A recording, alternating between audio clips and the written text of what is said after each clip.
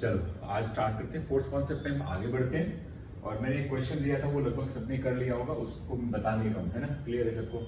चलो आगे किस तरह के क्वेश्चन हो सकते हैं, जरा उन पे थोड़ा ध्यान देते हैं और उस चीजों को समझते हैं। ठीक, मैं एक क्वेश्चन पहले लेना चाहता हूँ ताकि उसमें कुछ लोगों को डाउट भी हो या चीजें भी हो तो वो थोड़ा समझ आ जाए लोगों को। ठीक है, जैसे मैंने बोला कि यहाँ पे मान लो ग्राउंड है, ठीक है, ऐसे फ्रिक्शनलेस है ना, और इसके ऊपर एक रस्सी है ऐसे, सपोज ये है ना, इसकी लेंथ एल है, इसका मास दिया है m, ठीक, और इस पॉइंट पे मैं एक फोर्स लगाया F का। कितना फोर्स लगाया? F का। टोटल रस्सी की लेंथ L है, मास है, ठीक। मैं जानना चाहता हूं कि यहां पे एक पॉइंट इस जगह, ये लाइन ऐसे बनी रस्सी के ऊपर, इसको A मान लिया, इसको B मान लिया, ठीक है। ये डिस्टेंस मैं x मान लेता हूं। ये डिस्टेंस आगे से कितनी है? x, ठीक है। मैं जानना चाहता हूं B पॉइंट पे टेंशन कितना लग रहा होगा। जैसा कि मैंने आपसे कहा था कि कोई आइडियल रस्सी होती है या आइडियल स्ट्रिंग होती है तो उस पर थ्रू आउट टेंशन सेम रहता है, बट अगर स्ट्रिंग आइडियल नहीं है तो उस पर मास अगर होता है तो हर पॉइंट पे टेंशन वेरिएबल होता है।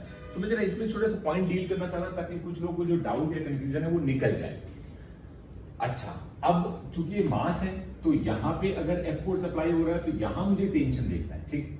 अब देखो, जब हम एफबीडी बनाते हैं, फ्री बॉडी डायग्राम, मैं तुम्हें फिर से समझा देता हूं। जब इसको तुम दो पार्ट में डिवाइड करो, मान लो ये पॉइंट सी है, जब तुम इसको दो पार्ट में डिवाइड करोगे तो जो इधर वाले पार्टिकल्स होंगे उनको इधर वाले पार्टिकल्स, ये वाले पार्टिकल्स इस तरफ खींच रहे होंगे, बात समझ में, और जो यहां वाले पार्टिकल्स होंगे उनको ये वाले पार्टिकल्स इधर खींच रहे होंगे। तो बेसिकली ये एक्शन और रिएक्शन का पेयर होता है। जितना ये वाले पार्टिकल्स इनके ऊपर एक्शन लगा रहे होंगे उतना ही ये वाले पार्टिकल्स जो इधर हैं वो इसके ऊपर इधर फोर्स लगा रहे होंगे। तो this are action and reaction. हाँ, इस जगह पे एक्शन एंड रिएक्शन व्हाटएवर जो तुम मानना चाहते हो, सपोज मान लिया मैंने n है, ठीक है, और यहाँ पे n, दोनों इक्वल, ओके, और मुझे इस B पॉइंट पे ही ये n निकालना है कि कितना इस पे टेंशन लग रहा है, या तुम ऐसे बोलो तो n ना मान के इसको बोलो T है, ठीक है, टेंशन। समझ आ रही मेरी बात? ऐसे मान सकते हो कि नहीं मान सकते हो, कोई दिक्कत नहीं।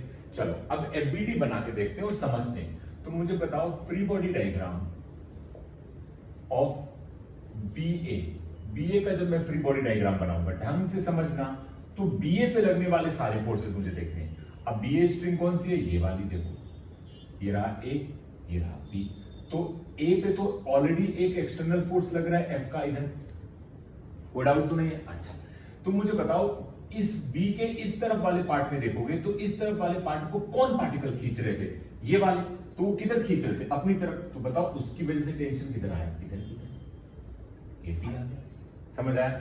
इसका मास हमें निकालना है, मास हमें पता नहीं, वो भी हम निकाल लेंगे। टोटल का मास हमें पता है एम है।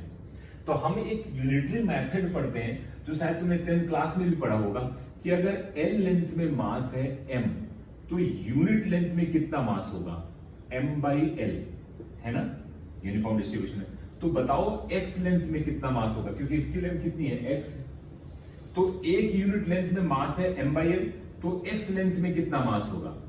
M by L into X. इसको मैंने नाम दे दिया एम डैश। ये एम डैश किसका मास है? इसका। इसका मास कितना हो गया? M dash. कोई कंफ्यूजन नहीं है, हमें बात समझ में आ रही। तो मुझे बताओ ये वाला फोर्स ज्यादा होगा, ये वाला फोर्स कम होगा, तभी तो रस्सी आगे की तरफ जा रही होगी। सिंपल बात है भाई, ये टेंशन तो आपस में पूरी रस्सी को अगर तुम ऐसे फर्स्ट पे डाल दो, फ्रिक्शन लेस उसको ऐसे पुल करो तो आगे ही आएगी ना। इसका मतलब F ज्यादा है तो क्या लिखोगे? F minus T is equal to M dash into a. ये हो गया तुम्हारा नेट फोर्स। ये नेट फोर्स है, वो किसके बराबर होना चाहिए? एम डैश ए के बराबर। ए तुम्हें पता नहीं है तो ए पता करने के लिए क्या करोगे? टोटल मास कितना? एम। टोटल रस्सी पे, टोटल पूरी रस्सी पे कितना फोर्स लग रहा है? F का। तो मान लो आगे की तरफ एक्सेलरेशन F है तो बताओ, सॉरी A है, तो F इज इक्वल टू क्या लिखोगे? M into A. तो A की वैल्यू कितनी हो जाएगी? F divided by M। उसकी वैल्यू वहां रखो, तो F minus T is equal to M dash की वैल्यू तुमने निकाली थी, देखो ये, तो क्या लिखोगे? M बाई एल, ये x होगा, M by L into x, है ना, M by L into x into A. A की वैल्यू तुम निकाल चुके हो, कहां है? ये F बाई M।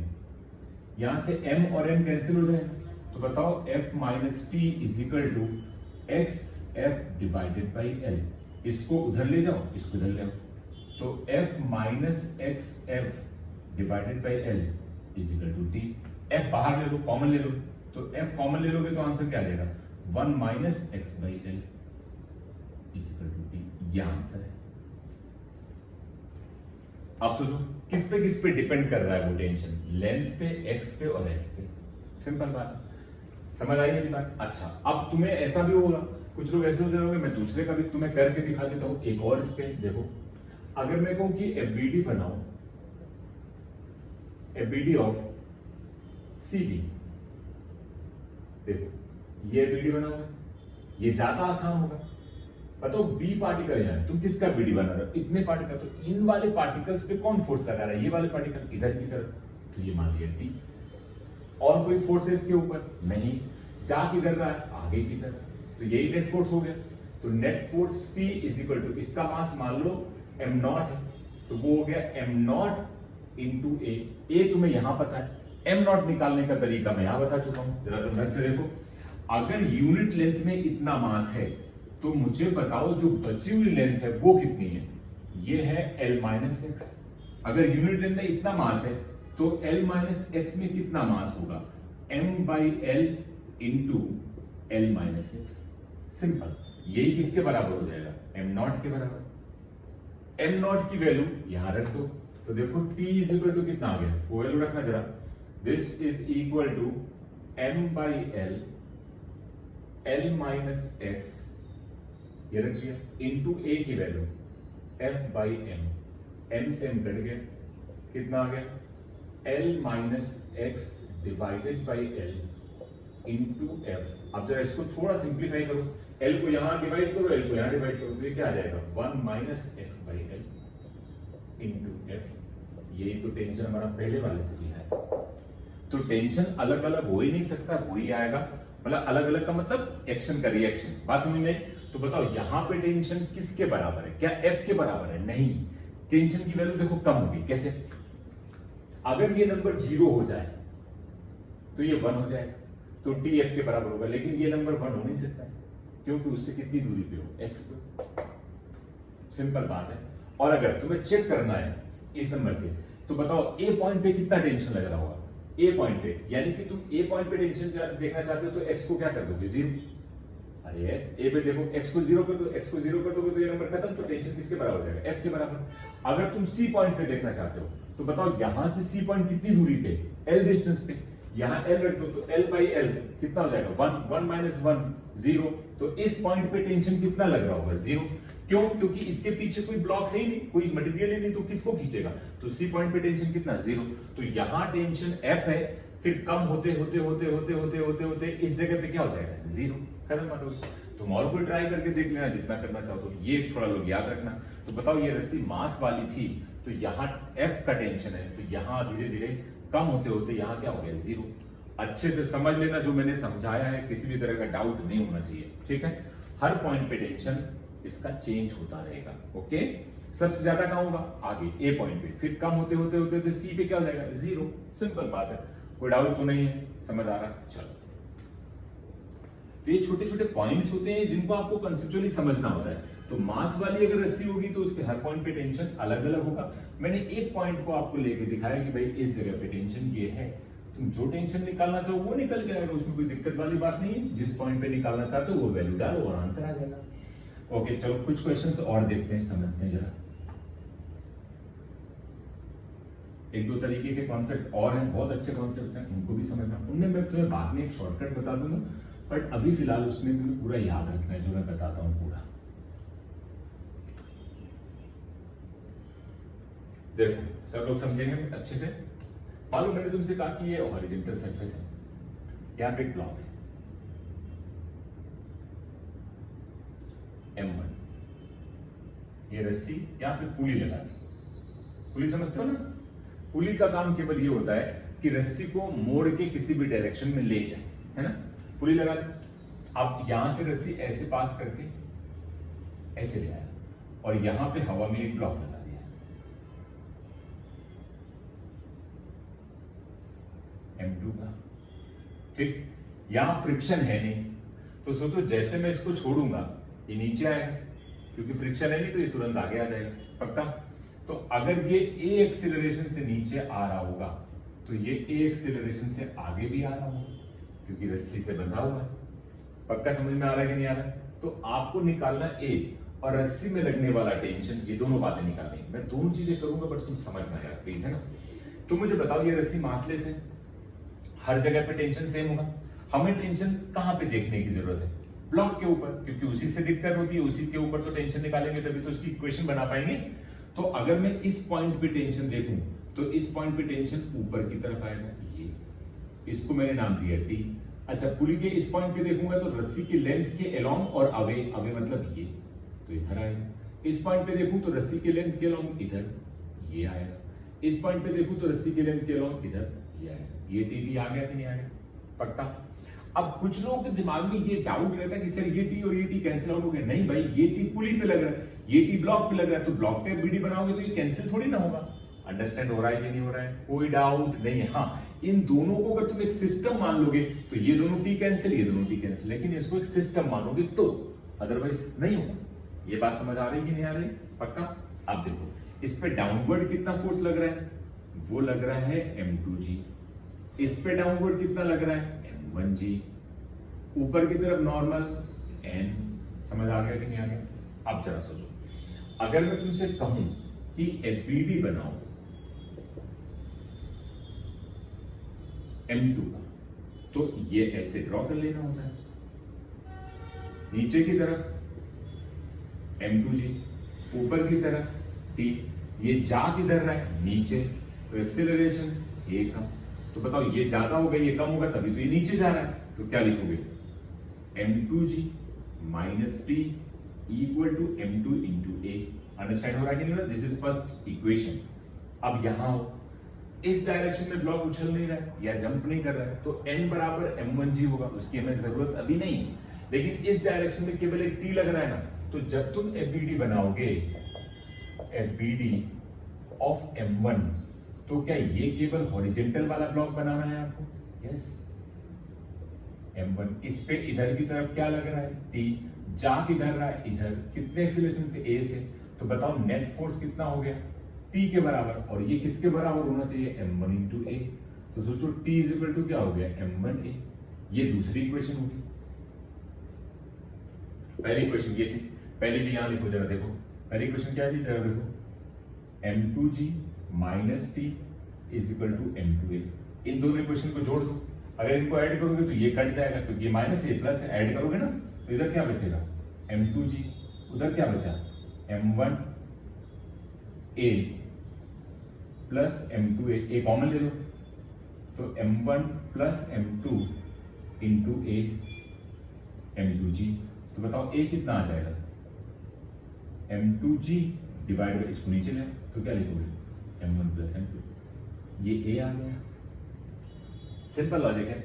अब अगर तुम्हें t निकालना हो तो बताओ t क्या है, t यहां से निकालो, इस इक्वेशन में रख दो वैल्यू, दो इक्वेशन थी, t की a की वैल्यू यहां रखो तो देखो t क्या आएगा, देखो t is equal to m1 और a की वैल्यू ये रही, m2g divided by m1 plus m2। ये आ गया t। अब देख t किस पे डिपेंडेंट है, m1 m2 पे डिपेंडेंट है और साथ में ग्रेविटेशनल एक्सीलरेशन g पे भी डिपेंडेंट है। मेरा पॉइंट तुम्हें समझ में आ रहा है कि नहीं आ रहा है? पक्का। तो ये इसका सॉल्यूशन हो जाएगा, t निकला। अब ये वाले पार्ट का अगर तुम बीडी बनाते हो इसका, तो सोच इसका बीडी बनाने के लिए तुम क्या करोगे, इसको ऐसे बनाओगे तो यहां पे ऐसे और यहां पे ऐसे, तो इस पे टेंशन ये लग रहा होगा, इस पे टेंशन ये लग रहा होगा। जब हम पुली का बनाए, समझ आया ना, पुली यहां पे ऐसे फिक्स है, ये समझ आया कि नहीं है?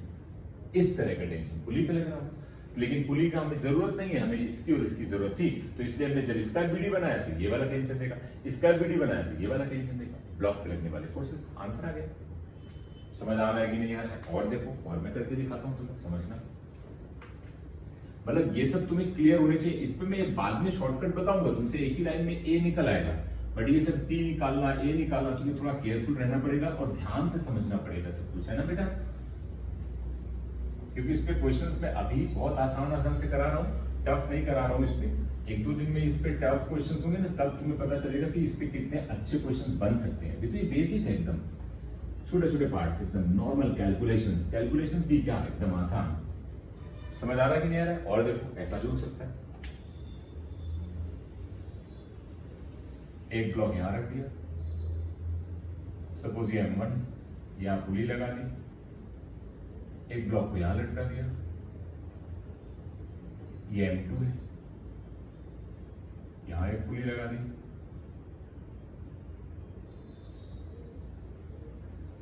एक ब्लॉक को यहां लगा दिया, ये M3 है। अंडरस्टैंड हुआ कि नहीं हुआ? अब मैंने तुमसे कहा कि ये ज्यादा है, ये ज्यादा, ये कम है, तो ये नीचे की तरफ जाएगा। अगर वो ज्यादा हो तो नीचे जाता है, या तो फ्रिक्शन है नहीं, तो ये तो जिधर कोई ले जाएगा उधर ही चला जाएगा। ये बात समझ में आ रही है कि नहीं आ रही? अच्छा चलो मैं मान लेता हूं कि ये नीचे जा रहा है, ऐसा मैंने माना, यानी मैंने तुमसे कहा है कि M3 is greater than M2 है, ये आपको गिवन है। समझ नहीं है? तो नीचे ये जाएगा। अब बात ये है, अगर ये A से नीचे जाएगा तो ये रस्सी से बंधा हुआ है, तो ये A से इधर जाएगा और ये A से ऊपर जाएगा। पहले बताओ ये बात समझ आ रही? यानी सारे के सारे जो ब्लॉक है वो एक ही एक्सेलरेशन से चल रहे होंगे, इसमें कोई डाउट तो नहीं है। आप सुनो मेरी बात, ध्यान से ध्यान देना। तो मुझे बताओ इस जगह पे अगर मैं टेंशन बनाऊंगा तो वो ऊपर की तरफ, सपोज मैंने माना T1 है, इस जगह पे बनाऊंगा तो वो नीचे की तरफ T1, लेकिन ये T1 पुली पे लग रहा है, ब्लॉक पे नहीं, ध्यान से समझना। इधर लगाऊंगा तो ये इधर, ये भी किस पे ऊपर लग रहा है? पुली के ऊपर। ये लग रहा है M1 के ऊपर, T1। अब देखो यहां रस्सी दूसरी है, तो यहाँ T1 नहीं होगा, यहाँ टेंशन बदल जाएगा। तो इस जगह पे जब लगाओगे तो ऊपर की तरफ क्या होगा? T2। दूसरा टेंशन यहां लगाओगे, T1 यहां लगाओगे, सॉरी T2, क्योंकि एक ही है ना, और यहां T2, और यहां पे कितना? T2। अभी मैं तुम्हें कैलकुलेट करके भी दिखाऊंगा, ये दोनों टेंशन अलग अलग आएंगे, कैलकुलेशन है बट मैं करूंगा पूरा, तुम्हें टेंशन लेने की जरूरत नहीं है। ओके, इधर की तरफ, नीचे की तरफ M3G, इधर की तरफ M2G, यहां M1G, और इसका नॉर्मल, ये सारे फोर्सेस बन गए। अब एक एक चीज का FBD बनाते चलते हैं और इक्वेशन बनाते हैं। पहला तो FBD ऑफ M3 क्या होगा? ये ब्लॉक है, नीचे की तरफ M3G, ऊपर की तरफ T1 जा किधर रहा है? नीचे, ये ज्यादा ये कम, M3G minus T1 is equal to M3 into A। ये पहली इक्वेशन समझ आई कि नहीं? अच्छा चलो, FBD ऑफ M2 ढंग से समझते रहना। ये यहां पे नीचे की तरफ M2G, ऊपर की तरफ T2 जा रहा है ऊपर की तरफ, तो ज्यादा क्या होगा? T2, तो T2 minus M2G is equal to M2 into A। ये दूसरी इक्वेशन समझ आई मेरी बात? This is second. थर्ड देखो, FBD ऑफ M1। M1 कहां रखा है? हॉरिजॉन्टल पे, इधर की तरफ T1, इधर की तरफ T2, ऊपर नीचे कुछ नहीं हो रहा है, जा किधर रहा है? ये ज्यादा ये कम, T1 माइनस T2 M1A। देखो ये तीन इक्वेशन तुम्हारे सामने है और तुम्हें समझ में भी आ रही होंगी, उसमें कोई दिक्कत नहीं है। अगर तुम इन तीनों इक्वेशन को ऐड कर दो, मैं भी तुम्हें दिखाता हूं ऐड करके। देखो यहां लिखेंगे M3G minus T1 is equal to M3 into A, पहली इक्वेशन। दूसरी T2 minus M2G is equal to M2 into A, third equation. T1 minus T2 is equal to M1A। तीनों को ऐड करो, तीनों को ऐड करोगे, यहां T2 नेगेटिव है, यहां पॉजिटिव है, कैंसिल आउट। T1 यहां पे पॉजिटिव है, यहां पे नेगेटिव है, ये इससे कैंसिल आउट है। बचा क्या? M3G पॉजिटिव का और M2G नेगेटिव का, तो क्या लिखोगे? M3G माइनस M2G, और ये सब ऐड हो जाएंगे, तो बताओ इन सब में अगर ऐड करोगे तो सबसे ए बाहर आ जाएगा, तो बचेगा क्या, m1 m2 m3 और बाहर ए। तो बताओ आंसर क्या आ गया, आंसर आ गया m3 माइनस m2 और बाहर ले लो g डिवाइडेड बाई ये m1 plus m2 plus m3, ये a निकल आया, कोई दिक्कत नहीं है। जब a निकल आए तो उसको इस इक्वेशन में रख दोगे तो यहां से t1 निकल आएगा, फिर a को यहां रख दोगे तो t2 निकल आएगा, दोनों अलग अलग आएंगे। ये काम तुम्हारा है, यहां से t2 और t1 निकाल के देख लेना, दोनों अलग आ रहे हैं। अंडरस्टैंड हुआ कि नहीं हुआ? तो ये बेसिकली मेन कैलकुलेशंस का पार्ट होता है ना। अब इसमें शॉर्टकट में मैं तुम्हें समझाता हूं, तुम तीनों याद रखना, तुम देख लेना अपने उसमें मैं कैसे इसमें शॉर्टकट लगाता हूं, वो तुम्हें अभी समझ आ जाएगा कि मैं क्या कह रहा हूं। ठीक है, देखो हम क्या ऑब्जर्व करते हैं, कैसे उसको देखा जाता है।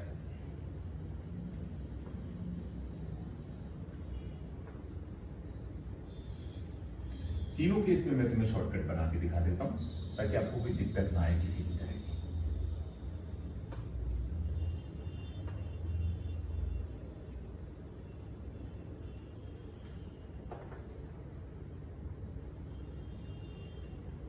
याद करो हमने लास्ट लेक्चर में एक ये क्वेश्चन किया था,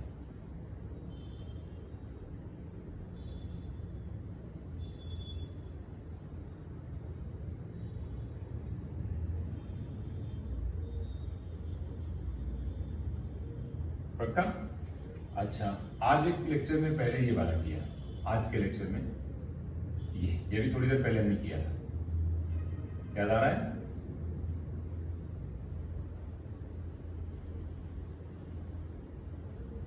ठीक है, और अभी थोड़ी देर पहले ये किया।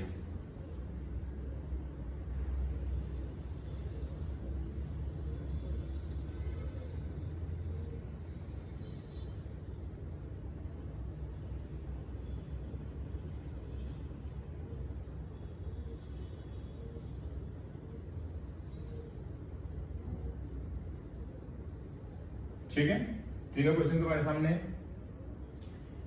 ये नीचे जा रहा था, ये ऊपर जा रहा था, सेम एक्सेलरेशन। ठीक, ये नीचे आ रहा था, ये आगे जा रहा था, सेम एक्सेलरेशन से। ये नीचे जा रहा था, ये इधर आ रहा था, ये ऊपर जा रहा था, बट एक्सेलरेशन सेम, पूरे सिस्टम का सेम। ठीक, तो तुम सबसे पहले mg बनाओ, सबके ऊपर mg बनाओ। ठीक, इसके ऊपर बना दो, नीचे की तरफ, ऊपर की तरफ, मतलब सॉरी नीचे की तरफ m2g। अगर m2 जाता है m1 से इस केस में तो ये नीचे जा रहा है, पक्का? अब सुनना, टेंशन यहां पे T, यहां पे T, यहां पे T, यहां, ठीक है। अगर तुम इन दोनों ब्लॉक को, रस्सी को एक सिस्टम मान लो तो इसको ले जाने वाला कितना फोर्स है, ये, पक्का? रोकने वाला ये, देखो ये रोक रहा है, ये इधर जाना चाहता है तो ये रोकता है, पक्का? अल्टीमेटली देखा जाए तो रोकने वाला T है, लेकिन चूंकि एक सिस्टम माना है तो सिस्टम में ये वाला T और ये वाला T कैंसिल आउट हो जाएगा। सिस्टम माना है, इसका इंडिविजुअल एफबीडी नहीं बना रहे, हम इन दोनों ब्लॉक और रस्सी को एक सिस्टम मान के देख रहे हैं। तो रस्सी के इस एंड पे T लग रहा है तो इस एंड पे T लग रहा है तो खत्म हो गया, रस्सी भी सिस्टम का ही पार्ट है। इस पे T लग रहा है, इस पे T लग रहा है तो खत्म। तो अल्टीमेटली तो T रोक रहा है इसको, लेकिन वो T किसकी वजह से डेवलप हुआ, m1 की वजह से, पक्का? तो ये नीचे जा रहा था तो इधर कोई लटक रहा है तभी तो आया। अगर m1 हटा दो तो यहाँ टेंशन आता ही नहीं, पक्का? समझ आ रही मेरे पास? और ये ग्रेविटी से नीचे जा, तो इसका मतलब ले जाने वाला ये और रोकने वाला ये, पक्का? समझ आ रहा है? तो अगर तुम्हें कभी A निकालना है तो ले जाने वाला फोर्स माइनस रोकने वाला force divided by total mass of the system, ये आंसर है। तुम चेक कर लेना, कल भी हमने यही आंसर निकाला था। यहां देखो, इसके ऊपर नीचे की तरफ क्या, m2g, tension T, tension T, tension T, tension T। इसके ऊपर डाउनवर्ड m1g, ऊपर की तरफ नॉर्मल। इस सिस्टम को ले जाने वाला फोर्स कौन सा है, m2g। यहां टेंशन रोक तो रहा है, लेकिन ये आपस में खत्म हो गया, ये आपस में खत्म हो गया। तो इसको रोकने वाला कोई दूसरा फोर्स है नहीं है, तो यही एक ले जाने वाला, क्योंकि mg तो इस पे लग रहा है ना, अगर ऐसे लगता तो रोकता ना, mg तो नीचे की तरफ लग रहा है, तो ले जाने वाला फोर्स कितना है m2g, तो क्या लिखोगे m2g, रोकने वाला कोई फोर्स नहीं तो 0 divide by total mass m1 plus m2, ये a के बराबर। यही आंसर आया था, तुम चाहे तो अभी चेक कर लो, थोड़ी देर पहले हमने सॉल्व किया। ये हो गया, मेरा पॉइंट तुम्हें समझ में आया। और देखो इसमें, देखो शॉर्टकट है ये, मतलब पूरा कैलकुलेशन करोगे तब भी वही आंसर आएगा। देखो इधर की तरफ कितना m3g,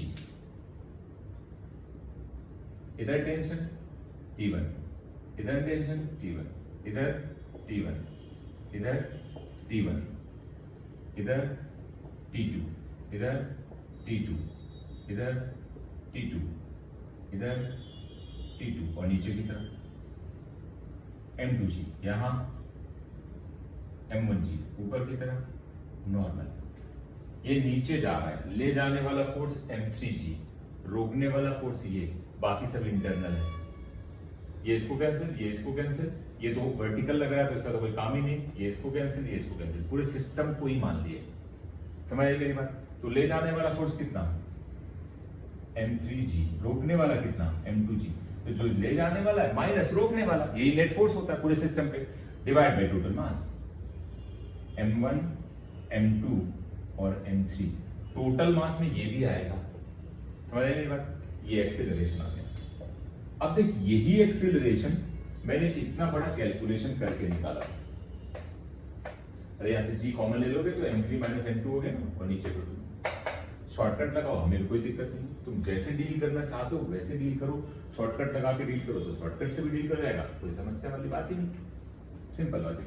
बट नीचे डिवीजन में टोटल मास आना चाहिए, total mass of the system, ये बात इंपॉर्टेंट होती है, इसलिए इसको थोड़ा ऐसे समझा जाता है कि आप किस तरह से उसको डील कर पाओ। ठीक है, चलो तुम्हें एक होमवर्क देता हूं, उस पर तुम मुझे करके दिखाना।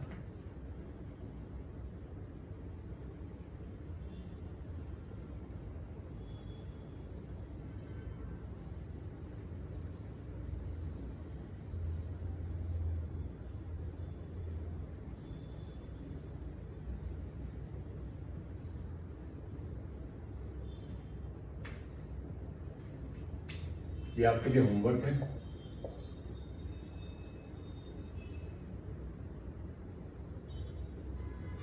थोड़ा कॉम्प्लिकेटेड है, मैंने जानबूझ के दिया है।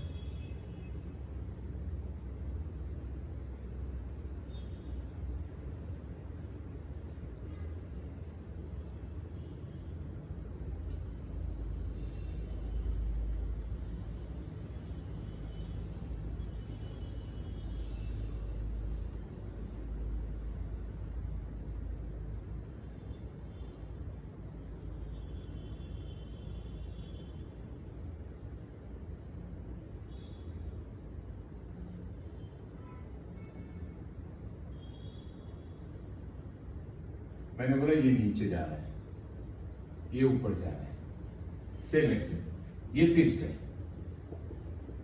ये बेसिकली वेज इसको बोलते हैं, ये फिक्स्ड है ना, एक इंक्लाइन प्लेन है, फिक्स्ड है। m2 नीचे जा रहा है, m1 ऊपर जा रहा है, ठीक है। तुम्हें निकालना है एक्सेलरेशन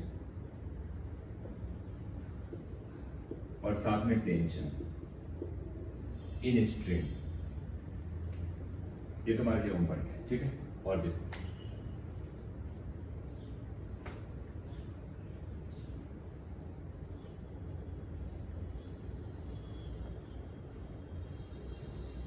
क्वेश्चंस की तो लिमिट होती ही नहीं है इसमें, तुम जितने चाहो उतने करो, मुझे इसमें कोई प्रॉब्लम नहीं है।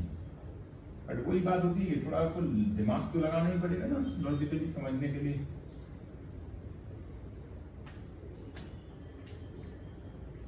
मान लो तुमसे कहूं कि ये ऐसा है,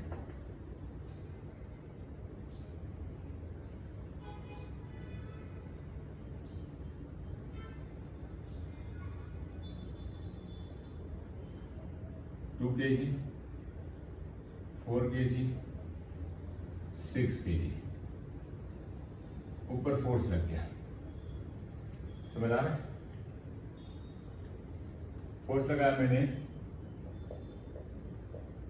240 न्यूटन, ठीक है। मैंने आपको बोला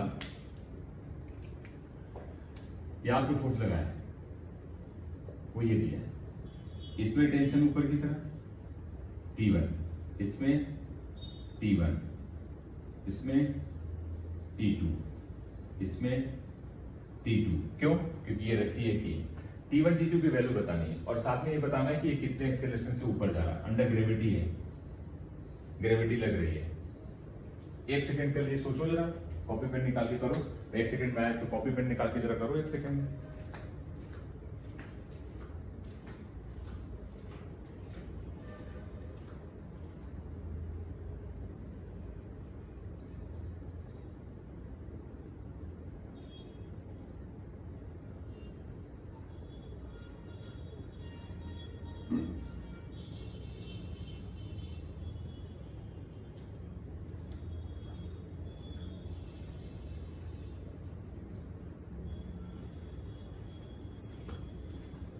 आसान है, मतलब कर सकते हो, उसमें कोई दिक्कत नहीं है। देखो तो मुझे बताओ, इसको एक पूरा सिस्टम मान लो। सिस्टम में टोटल मास कितना हुआ? 6, 10, 12। ये तो आपस में कैंसिल, ये आपस में कैंसिल, सिस्टम माना इसलिए। तो टोटल मास कितना हो गया? 12। नीचे की तरफ क्या लग रहा होगा? G। तो बताओ नीचे की तरफ जो लगेगा, अगर हम इसको एक साथ FBD मान लें तो बताओ, अगर इसको एक ब्लॉक मान लिया जाए तो इसको एक ब्लॉक मानोगे तो 12 kg का क्या हो गया? मास। नीचे की तरफ कितना? 12 इंटू G। G की वैल्यू कितनी? 10। और ऊपर की तरफ कितना लग रहा है? 240। ये कितना हुआ? 120। ऊपर है 240। तो बताओ ऊपर की तरफ नेट फोर्स कितना आ जाएगा? तो नेट फोर्स वो भी ऊपर की तरफ 240 minus 120 which is equal to 12 into A. Answer आ गया, ये निकल आया। ए कितना है? ये कितना बचेगा? 120 divided by 12 is equal to A. ये कैंसिल आउट हो गया, तो ए कितना आ गया? 10 मीटर पर सेकेंड स्क्वायर। यानी कि ये ऊपर की तरफ जा रहा है कितने एक्सीलरेशन से? 10 से। पक्का? अब इंडिविजुअल एफबीडी बनाओ। चलो नीचे से स्टार्ट करते हैं। तो मैं तुमसे कहूं कि एफबीडी ऑफ 2 kg किसका बनाना है? 2 kg। बताओ अब 2 kg पे कौन कौन से फोर्स लग रहे हैं? उसका खुद का वेट 2 इंटू 10 और ऊपर की तरफ क्या? T2। और जा कितने से रहा है? A, वो भी कितना? 10। अंडरस्टैंड हुआ कि नहीं हुआ? तो बताओ ऊपर जा रहा है तो ये ज्यादा होगा, ये कम होगा। तो बताओ नेट फोर्स कितना हो गया? T2 माइनस, इसको मल्टीप्लाई करो तो 20। 20 इज इक्वल टू, इसका मास कितना था? 2 kg। तो 2 इंटू 10, इसको उधर भेज दो। T2 की वैल्यू कितनी आ गई? 40 न्यूटन। 20 20 कितना हो गया? 40। समझ आ गया? अब मान लो तुम्हें T1 निकालना है, तो T1 निकालने के लिए तुम एक छोटा सा काम करो कि तुम चाहो तो एक ब्लॉक का बीडी बना के करो, लेकिन अगर तुम्हारे पास थोड़ा सा भी दिमाग है ज्यादा तो तुम इन दोनों को एक मान लो। जब इन दोनों को एक मान लोगे तो ये कैंसिल हो जाएगा। टोटल मास कितना हो गया? 6। और इसके ऊपर 6 के ऊपर कितना फोर्स लग रहा है? T1। तो अगर इन दोनों को एक मान लो, इन दोनों ब्लॉक को, तो कितना हो गया? 6 kg। नीचे की तरफ कितना? 6 इंटू 10। ऊपर की तरफ कितना? T1। जा किधर रहा है? ऊपर। वो कितने से? 10 से। तो बताओ नेट फोर्स कितना? T1 minus 60 is equal to 6 into 10। That means T1 is equal to 120 metre. खत्म क्वेश्चन। छोटे छोटे पॉइंट्स हैं, मतलब ऐसे पॉइंट्स जो आप समझ सकते हो, इसमें कोई बड़ी चीज नहीं आती, और छोटी छोटी दिक्कत है। अंडर ग्रेविटी कर दी, सॉल्व हो गया। समझ आ रहा है कि नहीं आ रहा है? तो ये ऐसे पॉइंट्स तुम्हें देखने, इस तरह के तुम जितने क्वेश्चन चाहो पुली वगैरह में करो, इसमें कोई प्रॉब्लम नहीं। हम कितने भी कॉम्प्लिकेटेड बना दें और देखो मैं और बना देता, मतलब इसमें तो आपको केवल प्रैक्टिस ही प्रैक्टिस, जितनी तुम चाहो।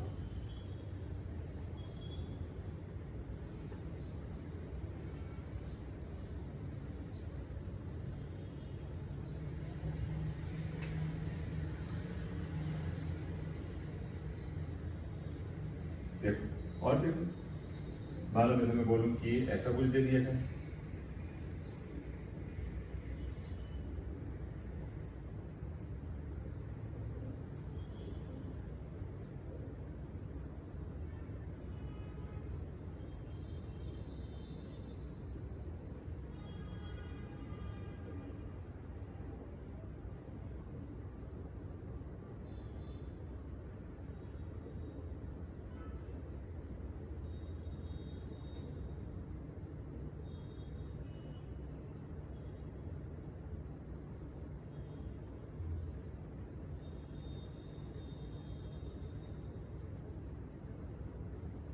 बन गया क्वेश्चन। अब मैंने तुमसे कहा कि होल सिस्टम रेस्ट पे, ठीक है, होल सिस्टम कैसा रेस्ट पे, तो मुझे बताओ ये दीवार है तो इस पे टेंशन इधर T1, इस पे टेंशन इधर T1, इस पे टेंशन इधर T2, इस पे टेंशन T2, इस पे टेंशन T2, इस पे टेंशन T2, नीचे की तरफ वेट 10 इंटू जी, जी की वैल्यू 10, बोलो पक्का। अब ये कहीं जा नहीं रहा है, यानी इसका एक्सीलरेशन क्या है, 0। अगर एक्सीलरेशन 0 होगा तो जब तुम इसका एफबीडी देखोगे किसका, 10 kg का, तो 10 kg पे नीचे क्या लग रहा होगा, 100 न्यूटन, ऊपर क्या लग रहा होगा, T2, लेकिन एक्सेलरेशन क्या है, 0, तो T2 minus 100 is equal to 0, खत्म। तो T2 इज इक्वल टू कितना आ गया, 100 न्यूटन। और अगर ये 100 न्यूटन है तो ये भी कितना होगा, 100 न्यूटन। और अगर ये 100 न्यूटन है तो T1 को भी इधर की तरफ क्या होना पड़ेगा, 100 न्यूटन, तभी तो ये रेस्ट पे होगा, नहीं तो नहीं सकता। तो बताओ T1 की वैल्यू कितनी आ गई, 100 न्यूटन, आंसर खत्म। मतलब थाउजेंड्स ऑफ क्वेश्चंस बनाए जा सकते हैं, इसमें कोई दिक्कत वाली बात होती नहीं और समझ में भी आता है, ठीक है। तो आज मैं इतना ही रख रहा हूँ, होमवर्क लोग करें, काफी कुछ आज बता दिया है तो इस पे क्वेश्चंस प्रैक्टिस करो। और दूसरी चीज देखो, आज तुम्हें फोन आ ही गए होंगे, जैसे अपने फोन किए होंगे, ऑलमोस्ट सब लोगों को किए उन्होंने। तो हम लोग मंडे या ट्यूसडे से नेक्स्ट वीक में आपके टेस्ट का भी प्लानर डालेंगे, असाइनमेंट्स वगैरह भी कैसे कैसे करने वो सब कुछ, और गवर्नमेंट के गाइडलाइंस के अकॉर्डिंगली, मतलब जैसे कि 3-4 बच्चे हमने बुला लिए सुबह 8 बजे 9 बजे, तो वो दूर दूर बैठा के अगर उनके कुछ डाउट्स हैं तो पर्सनल एक डिस्कशन कोचिंग में स्टार्ट करेंगे। मतलब क्लासेस नहीं ओपन होंगी, बट हाँ मतलब कोचिंग तो खुलेगी और हम लोग वहाँ पे प्रेजेंट रहेंगे, मतलब वीक में 3 डेज एटलीस्ट हम लोग वहाँ पे रहेंगे। तो उसमें क्या होगा, तुम हमसे आओगे, दूर दूर बैठना है, ऐसा नहीं कि मैं कोई क्लास चलाऊंगा, बट हाँ दूर बैठे होगे तो आपके डाउट होंगे तो आप बता सकते हो कि सर इसमें मुझे डाउट है, इसमें मुझे डाउट है, तो हम वो चीजें क्लियर करेंगे, वो सारे टीचर अवेलेबल रहेंगे। तो उससे क्या होगा, थोड़ा इंटरेक्शन होगा तो तुम्हारी और अच्छी स्टडी होगी और अच्छा तुम्हारी चीजें होंगी, है ना। और प्रॉपर प्रिकॉशन जो हमें लेने हैं, जो कोविड में हमें पूरा लाइक फॉलो करना है, वो पूरा फॉलो करके ही हम आगे बढ़ाएंगे, ताकि थोड़ी बहुत चीजें और मूव करना स्टार्ट करें। क्योंकि लाइव क्लासेस स्टार्ट करने में हम लोग को तो कोई दिक्कत नहीं है, बट कुछ बच्चे ऐसे हैं जो इंटीरियर के हैं, तो उनके लिए हमें वीडियो लेक्चर्स बनाने ही पड़ेंगे, है ना। तो लाइव क्लासेस में क्या होता है, डिस्कशन होना अच्छा हो जाता है कि भाई कोई बच्चा बोल रहा है, तो उसके लिए हम लोग क्या सोच रहे हैं कि तुम सेंटर पे अगर आओगे तो सेंटर पे अगर तुम मान लो सुबह या शाम को या किसी एक टाइम पे 3-4 बच्चों का ऐसा बोल दूंगा, भाई 3 लोग इस समय आ जाए, 5 लोग इस समय आ जाए, तो उसमें क्या होगा कि वो डिस्टेंस भी मेंटेन हो जाएगी और उनके जो डाउट्स हैं वो भी क्लियर हो जाएंगे। और कंपलसरी आना होगा, बताऊंगा कि भाई इस दिन तुम्हें आना है तो उस दिन तुम्हें आना ही, ताकि वो हम वो चीज क्लियर कर पाए। तो जैसे तुम तीनों सब्जेक्ट पढ़ रहे हो तो उसमें अगर कोई किसी भी सब्जेक्ट में थोड़ी प्रॉब्लम आ रही है, डाउट आ रहा है, चीजें हो रही, तो वो मिलते रहेंगी ना, तो वो सब सॉर्ट आउट होता रहेगा।